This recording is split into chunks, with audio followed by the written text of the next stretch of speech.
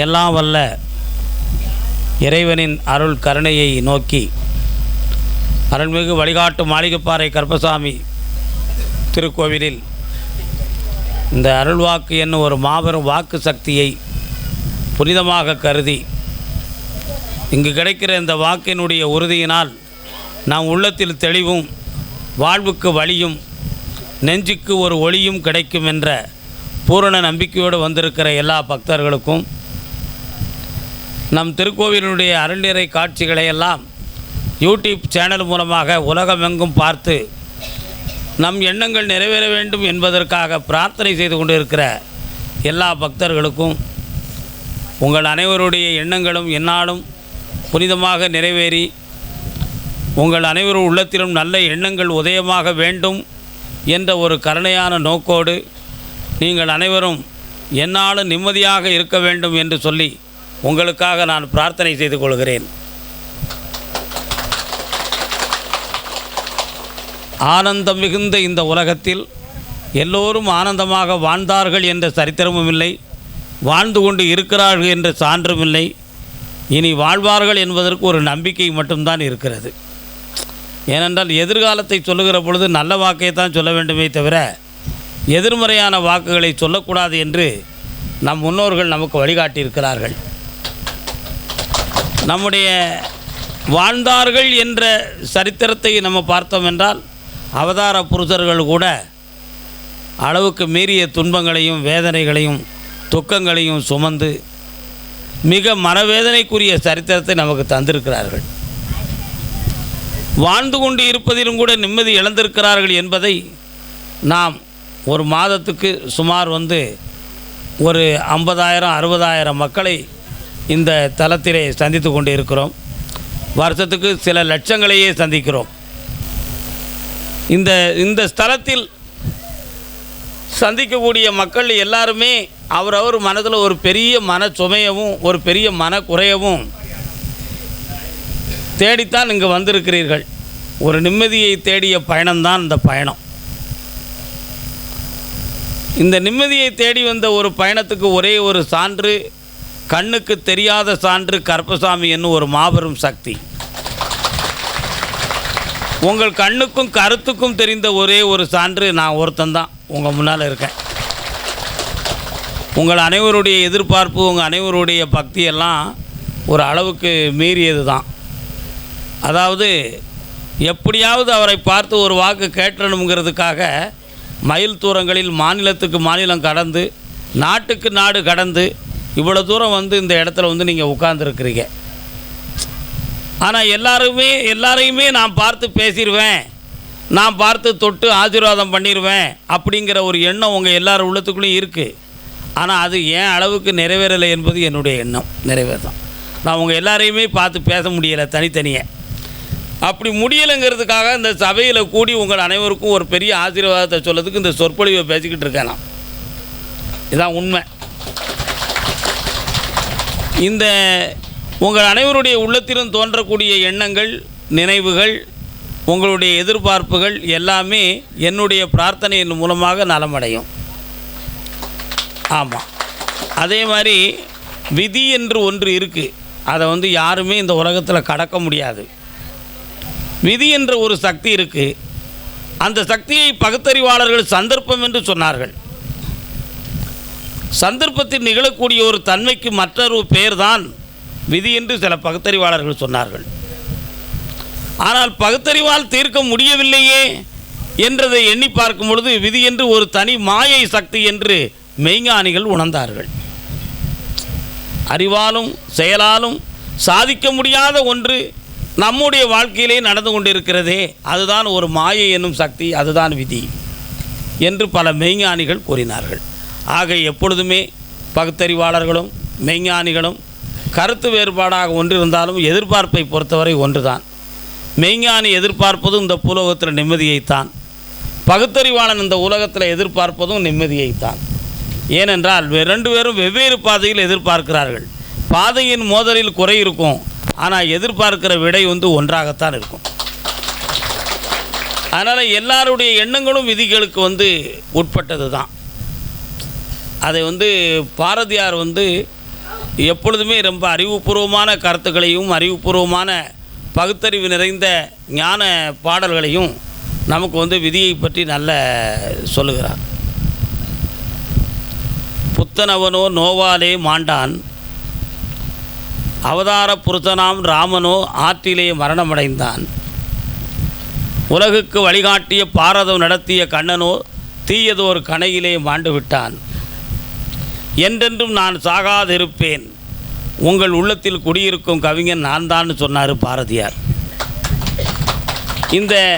இந்த சரித்திரத்தை நான் படிக்கிற பொழுது நான் ராமாயணத்தை அதிகமாக ஊன்றி படித்தவன், நிறைய படித்திருக்கிறேன். ராமாயணத்தை நான் நிறைய நாட்கள் கதையாக நான் படித்திருக்கிறேன்.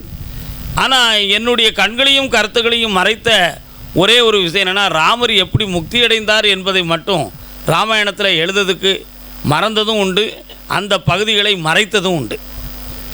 ஏனென்றால் தெய்வ அவதார புருஷனுக்கு இப்படி ஒரு நிலையா என்று ஒரு வார்த்தை வந்துவிடக்கூடாது என்பதற்காக ராம முக்தியை எழுதாமல் சென்றவர்கள் பலர். அதே மாதிரி கிருஷ்ணாவதாரத்திலே கிருஷ்ணனுடைய முக்தியை எழுதாமல் சென்றவர்களும் பலர். அவதார புருஷன் கடவுளின் அவதாரம் என்று சொல்லுகிற பொழுது கூட அவர்களுக்கும் இந்த நிலைமை ஏற்பட்டுகிறது என்று நினைத்து மனிதன் அவர்களை சாதாரணமாக கருதிவிடக்கூடாது என்பதற்காக அதை மறைத்தார்களா, அல்லது இவ்வளவு பெரிய கதாநாயகனாகிய கிருஷ்ணனை ஸ்ரீராமனை தலைவனாக பூஜித்து வணங்கி கொண்டு இருக்கும் பொழுது அந்த துயரத்தை மக்களால் தாங்க முடியாது என்று என்பதற்காக அந்த பாகங்களை மறைத்தார்களா என்று இன்று வரை தீர்மானிக்கப்பட முடியவில்லை.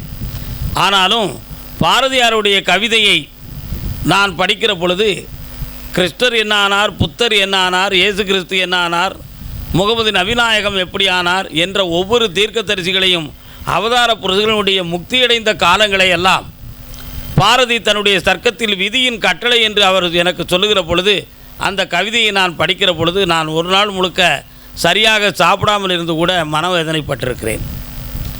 ஏனென்றால் அப்படி அவதார புருஷர்களுக்கே அவ்வளோ பெரிய சோதனை இந்த உலகத்தில் நடந்திருக்கு என்பது தான் அதில் உள்ள உண்மை. அதிலிருந்து புரிந்து கொண்ட ஒரு விளக்கம் மட்டும் உண்டு, விதி யாரையும் விடுவதில்லை. அது மட்டும்தான் உண்மையான விளக்கம். விதி யாரையும் இந்த பூலோகத்தில் விடுவதில்லை. கற்புக்குரிய கண்ணகியை கண்கலங்க வைத்ததும் விதிதான். ஆடல் அரசியாக 1000 பேர்களை மயக்குகின்ற பெருங்கலையை பிடித்த மாதவியை முடித்ததும் விதிதான். இந்த சாம்ராஜ்யமே தனக்கென்று மார்தட்டி கொண்டிருந்த சோழ சாம்ராஜ்யத்தை வதைத்து காட்டியதும் விதிதான். தன்னை தவிர இந்த உலகத்தில் எந்த வீரனும் கிடையாது என்று மார்தட்டி கொண்டிருந்த குலோத்துங்க சோழனுடைய விதியை துர்மரணத்தில் கொண்டு நிறுத்தியதும் விதிதான். இப்படி ஒவ்வொரு மன்னர்களையும், ஒவ்வொரு அரசர்களையும், ஒவ்வொரு அவதார புருஷர்களையும் விதி சூறையாட ஒருபொழுது கூட மறைந்ததே இல்லை. அது மறந்ததும் இல்லை, அது செய்ததை இந்த உலகம் மறைத்ததும் இல்லை. இப்படி ஒவ்வொரு வகையிலுமே ஒவ்வொருத்தருக்கும் ஒவ்வொரு பெரிய பெரிய பாடங்கள் புகட்டப்பட்டது. அதைத்தான் கம்பராமாயணத்தில் ரொம்ப அற்புதமான குலைக்கின்ற கவரியின்றி கொற்றவெண் கொடையும் இன்றி இழைக்கின்ற விதி முன் செல்ல தர்மம் பின்னிறங்கியேக மழை குன்ற மனையான் தவழ்ந்தன கண்களே. எவ்வளோ அருமையாக சொன்னார் தெரியுமா? இழைக்கின்ற விதி ராமனுக்கு முன்னே சென்றதான். அப்பொழுது அவர் எப்படி போனாராம்? வெண்கொடை கட்டி சிம்மாசனத்தில் இருந்து 2 பக்கமும் கவரி வீசுவதற்கு மாதர்களும் அரசர்களும் தூதர்களுமாக படைவிட்டு கொண்டிருக்கின்ற ராஜா ராமன் விதி விளையாண்ட ஒரு காரணத்தினால் இழைக்கின்ற விதி முன் செல்ல, ராமன் முன்னே போகிறதுக்கு முன்னால் விதி முன்னால் போய்கிட்டு இருக்கு, கயத்தை கட்டி இழுத்துக்கிட்டு. அந்த விதிக்கு பின்னால் தொடர்ந்து போனார் ஸ்ரீராமர். இழைக்கின்ற விதி முன் செல்ல தருமம் பின்னிறங்கியேக. தர்மமே துணையாக இருந்த ஸ்ரீராமன் மனதுக்குள் உள்மனதுக்குள்ளே ஏங்கினாரா ஏங்கலையா, ஆனாலும் நம் விதி இதுதான் என்பதை உணர்ந்து தவித்தே நடந்து சென்றான். அதுக்கு அடுத்து சொன்னார், மலை குன்ற மனையான் மௌலிசாயேன் மலைக்குன்றம், மலைனா என்னது? கார்மேகம். கருநீர மேகத்தை போன்ற நிறமுடைய மலை போன்ற உயர்ந்த தோள்களை உடைய எம்பெருமான் ஸ்ரீராமன் மலைக்குன்றம் அணையான், மலை போன்ற தோள்களை உடையவன் என்று ஓமையாக கம்பன் காட்டினார். மலைக்குன்றம் அணையான். மௌலி சாய, மௌலி என்றால் தலையில் சுட்டிய கிரீடம், கிரீடத்தெல்லாம் இறக்கி வச்சுட்டு சடமுடி தரித்து துறவியாக போனான் அப்படின்னு கம்பர் எழுதுகிறார். அங்கே என்ன விளையாடியது? அதுதான் விதி. விதிநாதனுக்கு காரணமானாக இருந்தவன் யார்? சனி பகவான். மஞ்சுதவள் அயோத்தியில் வாழ் தசரதன் தன் மகனை வனவாசம் ஆக்குவித்தாய். பஞ்சவர்கள் சூதாடி பதியிழந்து பஞ்சுபடும் பாடு செய்வித்தாய். எஞ்சலிலா அரிச்சந்திரன் பெண்டை விட்டு இலிகுலத்தில் அமரச் செய்தாய். தஞ்சமென உனை எக்காலமும் நான் தொழுதேன். காலனேன் சனியனே காகமேரும் தம்பிரானே. சனி பகவானுடைய ஸ்தோத்திரத்தில் என்ன சொன்னார்? எந்த நேரமும் மலை மேகம் அணைந்து கொண்டிருக்கின்ற அயோத்தி மாநகரத்தை ஆட்சி செய்த தசரதனுடைய தன்மகனாகிய ஸ்ரீ ராமபிரானை வனவாசமாக்குவித்தான். விதிநாதனாக சனி பகவான் வந்து விளையாடினார். பஞ்சவர்கள் சூதாடி பதியிழந்து, பஞ்சபாண்டவர்கள் சூதாட்டத்தை மேற்கொண்டு தன் பதவியை இழந்து பஞ்சுபடும் பாடு செய்வித்தான். ஒரு ஓலையை தூக்கி எறிஞ்சால் கதிக்க போய் விழுந்துடும், ஒரு கம்பை தூக்கி எறிஞ்சால் தடமாட்டி விழுந்துடும், பஞ்சை கொண்டு காற்றுல எறிஞ்சால் எங்கே போகும்? எங்கேயெல்லாம் விசுதோ அங்கேயெல்லாம் சுழலும். அதைத்தான் பஞ்சவர்கள் சூதாடி பதி இழந்து பஞ்சுபடும் பாடு செய்வித்தாய். அளவுக்கு மீறின துயரத்தை அடைஞ்சாங்க பாஞ்சவர்கள். ஏன்? ஏகலைவன் வந்து வனத்தில் அலைகின்ற வேடனே என்று ஏளனம் செய்த காரணத்தினால், என்ன வனத்தில் அலைகின்ற வேடன் நீ சொன்னடா அர்ச்சனா, நீயும் உன் தமையன்மார்களும் குடும்பத்தோடு வனத்தில் அலைஞ்சு பஞ்சுபடும் பாடு படுவீங்கன்னு சொல்லி சாபம் விட்டான் ஏகலைவன். அந்த சாபத்தால் தான் பஞ்சவர்கள் வனவாசம் போனான். பஞ்சவர்கள் சூதாடி பதியிழந்து பஞ்சுபடும் பாடு செய்வித்தாய். அடுத்த வார்த்தை சொன்னான், எஞ்சலீலா அரிச்சந்திரன். உலகத்திலேயே தர்மத்துக்கு நீதிக்கும் ஈடு இணை, எஞ்சல்னா ஈடு, ஈடில்லாத ஒரு மன்னவன் யாருன்னா அரிச்சந்திரன். உண்மையை மட்டும் பேசியவன். அவர் சரித்திரத்தை பார்த்து அந்த காலத்தில் திருந்தினவன் உண்மை பேசணும்னு திருந்தினான். இந்த காலத்தில் உள்ளவன் உண்மை பேசக்கூடாது, அரிச்சந்திரனை மாதிரி கஷ்டப்படுவோம்னு சொல்லி மறுத்துட்டான். அப்போ எல்லா காலத்துக்கும் தகுந்தாற் போல் அது என்ன செய்யுது? அந்த புராணமும் இது பொருந்தது. ஏய் அரிச்சந்திரன் ஞாபகம் இருக்கா? உண்மையை சொல்லி என்ன பாடுபட்டான் பார்த்தியான்னு இன்றைக்கி சொல்லுவோம். அன்னைக்கு உண்மைக்காக எவ்வளோ பெரிய வெற்றி அடைந்து சுடுகாடு வரை சென்றார் அரிச்சந்திரன் பார்த்தியா, அப்படி பெருமையாக சொல்லுவோம். அப்போ கால வழுக்கள், காலத்துக்கு தகுந்தாற் போல் கருத்துக்களை சேகரிக்கக்கூடிய அளவுக்கு அவருடைய சரித்திரம் இருந்துச்சு. அதுதான் அதில் உள்ள ஒரு பெரிய உண்மை. புரியுதா உங்களுக்கு? பகீரதன் அவருடைய மகன்தான் திரிசங்கு, திரிசங்குடைய மகன்தான் அரிச்சந்திரன். அரிச்சந்திர மகன் லோகிதாசன், லோகிதாச புத்திரன் தசரதன், தசரத புத்திரன் ஸ்ரீராமன், ஸ்ரீராமனுடைய புத்திரன் லவன் குசன். சத்திய மார்க்கத்தில் பிறந்தவங்க எல்லாரும் ஒரு மாபெரும் சக்தியை பெற்றவங்க. இப்படியெல்லாம் நீதியோடு இருந்தவங்களையெல்லாம் இந்த விதி என்னும் நிலைக்கு கதாபாத்திரமாக சனி பகவான் வந்து ஆட்டி அத்தனை வரையும் இவ்வளோ துயரப்படுத்தியிருக்கிறான். நம்மெல்லாம் சாதாரண மனிதர்கள். இன்றைக்கி நம்ம ஒவ்வொருத்தருடைய உள்ளத்துக்குள்ளும் பெரிய பெரிய துயரங்கள் நம்ம உள்ளத்துக்குள்ள என்ன செய்யுது? ஊஞ்சல் ஆடிக்கிட்டு இருக்கு. ஒருத்தன் என் பொண்டாட்டி சரியில்லைன்னு சொல்லுதான், இன்னொருத்தன் என் பிள்ளை சரியில்லைன்னு சொல்லுதான், இன்னொருத்தன் என் பொம்பளை பிள்ளை சரியில்லைங்க, எல்லாம் இருக்குய்யா, உடம்புல நோய் இருந்து கெடுக்குயான்னு ஒருத்தன் சொல்லுதான். விதவிதமான வேதனை, விதவிதமான சோதனை, விதவிதமான கஷ்டம். தகப்பன் இறந்துட்டான், 2 தங்கச்சி 2 தம்பி. தகப்பனுக்கு தகப்பனாக இருந்து நான் தான் என் தம்பியும் வளர்த்தேன், என் தங்கச்சியும் வளர்த்தேன். ஆனால் எல்லாரும் ஏன் சொத்தை பிடிக்கிட்டு எனக்கு எதிரி ஆகிட்டாங்கன்னு ஒரு அண்ணன் வந்து கண்ணீர் வடிக்கான். இன்னொருத்தன் வாரான் தம்பி, எங்கள் அப்பாவாக நினச்சேன் எங்கள் அண்ணனை, எங்கள் அண்ணி செல்வை கட்டிட்டு எங்கள் அண்ணன் என்னையே அனாதை ஆக்கிட்டாருன்னு சொல்லி ஒருத்தன் கண்ணீர் வடிக்கான். இப்படி விதவிதமான துயரங்களெல்லாம் விதவிதமான வேதனைகளை சோதனைகளை எல்லாம் இந்த பூலோகத்தில் நம்ம என்ன செஞ்சுக்கிட்டு இருக்கோம், சுமந்து கொண்டும் இருக்கோம், சந்திச்சுக்கிட்டும் இருக்கோம். இது என்னது? விதியின் விளையாட்டு. இதுதான் விதியின் விளையாட்டு. இந்த விதியின் விளையாட்டிலிருந்து மீளுவதற்கு வழி இருக்கா அப்படின்னு கேட்டால் 2 வழி இருக்குது. ஒன்று கர்மாக்களை தீர்ப்பதற்கு தவம், இன்னொன்று மனதார ஏற்றுக்கொள்வது. அப்படி இல்லைன்னா காலத்தை தள்ளி போடக்கூடிய அளவுக்கு பிரார்த்தனைகளையும் வாக்கு சக்திகளையும் பெற்றுக்கொள்வது தான். இதுக்கும் காரணம் ஒரு பக்கத்தில் விதி தான் இருக்குது. அது மனிதனுடைய மறுபக்கம்.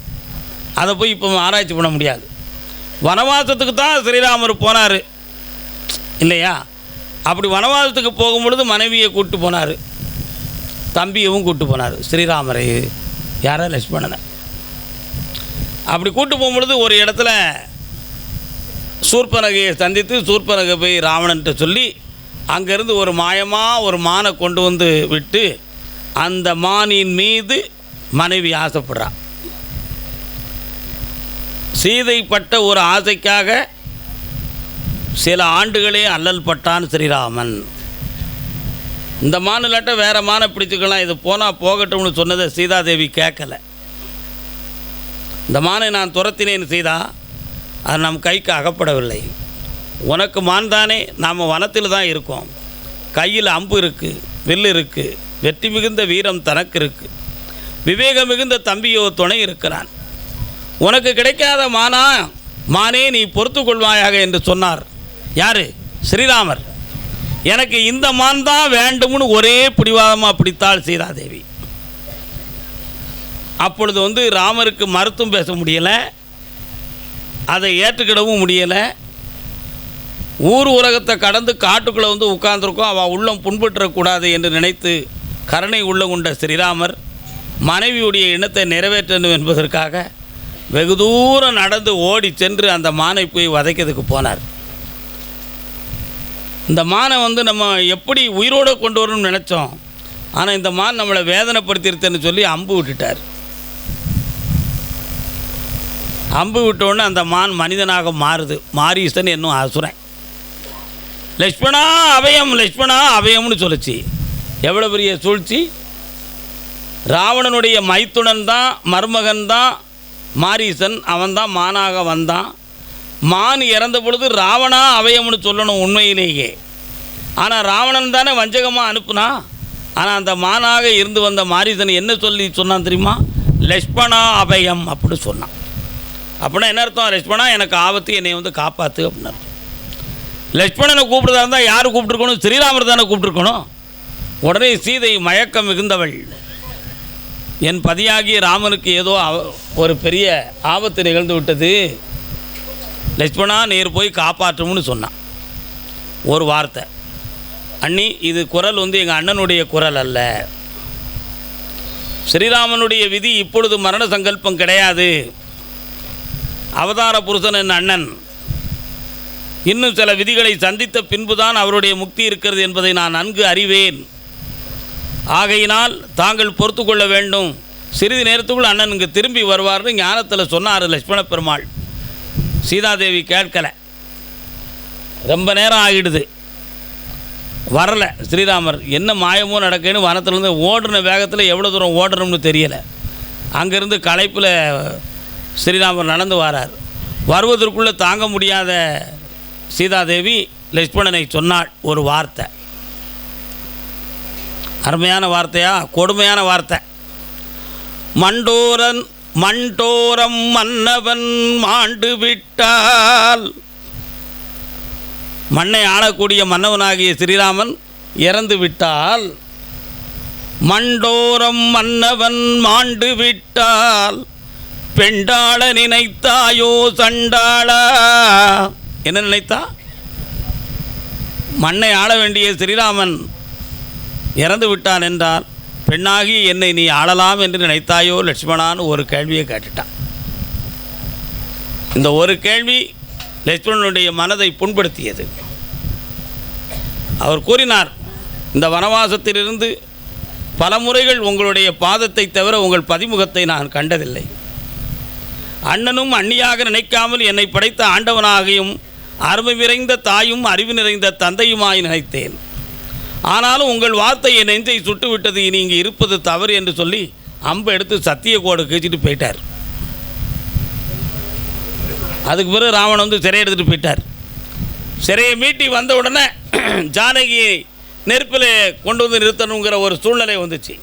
மனிதனாக நினைத்தவர்கள் அனைவருமே சீதாதேவியை நெருப்பில் இடப்பட்டது தப்பு, அது ஸ்ரீராமர் செய்தது தவறு அப்படிங்கிறதெல்லாம் நிறைய சொன்னாங்க. ஆனால் அன்றிருந்த காலத்துக்கும் அன்று நடந்த விதிகளுக்கும் அன்னைக்கு இருந்த காலத்துக்கு அது சரியானது, இன்று உள்ள காலத்துக்கு அது தவறானது. நல்லா நினச்சி பாருங்கள், அன்று இருந்த காலத்துக்கு அது சரி, இன்று இருந்த காலத்துக்கு தவறு. ஐயா கொஞ்சம் அமைதியாக இருங்க. ஆனால் கொஞ்ச நேரம் கழித்து என்ன நடந்துருச்சுன்னா, லக்ஷ்மணா நெருப்பிடுவாயாகன்னு கேட்டார். அண்ணா நான் இதை செய்ய மாட்டேன்னு சொன்னான். யார்? லக்ஷ்மணன் சொன்னார். உடனே சீதாதேவி வந்து கேட்கிறா, லக்ஷ்மணரே அன்று ஒரு நாள் சுடு வார்த்தையால் உம் நெஞ்சை நான் சுட்டு எரித்தேன். என்ன சொன்னா? சூடான வார்த்தையினால் உன் நெஞ்சை நான் சுட்டு விட்டேன். அதற்கு பதிலாக பிரயாசித்தமாக என்னை நெருப்பில் எரிப்பதற்கு நீரே நெருப்ப மூட்டும், இதுவே சரியானது என்று சொன்னாள். இப்படி ஒரு சந்தர்ப்பம் நடந்துச்சு. விதி எங்கே வர கொண்டு போச்சுன்னு பார்த்தீங்களா? அதனால தான் விதியில் சுழன்று கொண்டிருப்பவன் தான் மனிதன். விதியில் சுழன்று கொண்டிருப்பவன் தான் மனிதன். மனிதன் எப்பொழுதுமே ஒரு பெண் கணவனிடம் ஆசைப்படுவதும் கணவன் அந்த பொருளை வாங்கி கொடுப்பதும் இன்னைய வரை உலகத்தில் நடக்கு. இந்த உலகத்தில் கண் விழித்து பார்த்தோம் என்றால் எல்லாமே நமக்கு தேவையான பொருள் தான். நமக்கு தேவையில்லாத பொருள் எதையாவது சொல்லுங்கள் பார்ப்போம். ஒரு மரமே கீழே விழுந்து 2 கொப்பு கிடந்தாலும் அதை கூட எரிச்சுக்கலாம்னு சொல்லி தூக்கிட்டு வரதுக்கு தயாராக தான் இருப்போம். உண்மையா இல்லையா? என்னப்பா, ஒரு குப்பையில் பார்த்து தகரம் கிடந்தாலும் சேர்த்து வச்சா ஒரு வியாபாரி வந்து வாங்கிட்டு போயிடும்னா அதை கூட எடுத்து வைக்கத்தான் செய்யும். 10 பாட்டில் குமிஞ்சு கிடந்தால் அதை கூட சாக்கில் கட்டி வச்சா ஒரு பாட்டிலுக்கு 10 ரூபா 10 பைசான்னு சொல்லியாவது வாங்கிட்டு போயிடுவான் அப்படின்னு சொல்லி அதையும் கூட நம்ம சேர்த்து தான் வைப்போம். இதில் எது ஒதுக்கக்கூடிய பொருள்? ஜடப்பொருளும் பயனுள்ளது தான், ஜடா பொருளும் பயனுள்ளது தான். உலகத்தை விழித்து பார்த்தால் எல்லாமே நமக்கு தேவை உள்ளது தான்.